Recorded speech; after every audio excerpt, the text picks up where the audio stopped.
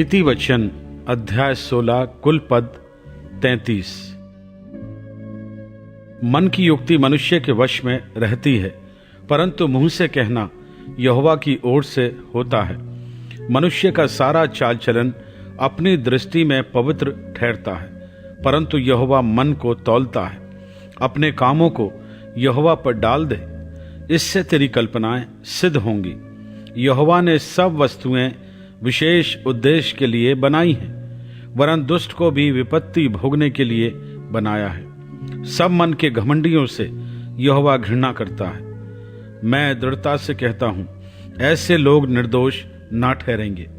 अधर्म का प्रायश्चित कृपा और सच्चाई से होता है, और यहोवा के भय मानने के द्वारा मनुष्य बुराई करने से बच जाते हैं। जब किसी का चाल चलन यहोवा को भावता है, तब वह उसके शत्रुओं का भी उससे मेल कराता है।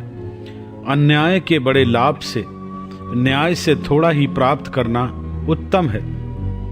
मनुष्य मन में अपने मार्ग पर विचार करता है, परंतु यहोवा ही उसके पैरों को स्थिर करता है। राजा के मुंह से देवी वाणी निकलती है, न्याय करने में उससे चूक नहीं होती। सच्चा तराजू और पलड़े यहोवा की ओर से होते हैं। थैली में जितने बटखरे हैं, सब उसी के बनवाए हुए हैं। दुष्टता करना राजाओं के लिए घृणित काम है, क्योंकि उनकी गद्दी धर्म ही से स्थिर रहती है। धर्म की बात बोलने वालों से राजा प्रसन्न होता है, और जो सीधी बातें बोलता है उससे वह प्रेम रखता है। राजा का क्रोध मृत्यु के दूत के समान है, परंतु बुद्धिमान मनुष्य उसको ठंडा करता है। राजा के मुख की चमक में जीवन रहता है, और उसकी प्रसन्नता बरसात के अंत की घटा के समान होती है। बुद्धि की प्राप्ति चोखे सोने से क्या ही उत्तम है, और समझ की प्राप्ति चांदी से बढ़कर योग है। बुराई से हटना सीधे लोगों के लिए राजमार्ग है। जो अपने चाल चलन की चौकसी करता, वह अपने प्राण की भी रक्षा करता है। विनाश से पहले गर्व, और ठोकर खाने से पहले घमंड आता है। घमंडियों के संग लूट बांट लेने से दीन लोगों के संग नम्र भाव से रहना उत्तम है। जो वचन पर मन लगाता, वह कल्याण पाता है, और जो यहोवा पर भरोसा रखता, वह धन्य होता है। जिसके हृदय में बुद्धि है, वह समझ वाला कहलाता है, और मधुर वाणी के द्वारा ज्ञान बढ़ता है। जिसके पास बुद्धि है, उसके लिए वह जीवन का सोता है, परंतु मूढ़ों को शिक्षा देना मूढ़ता ही होती है।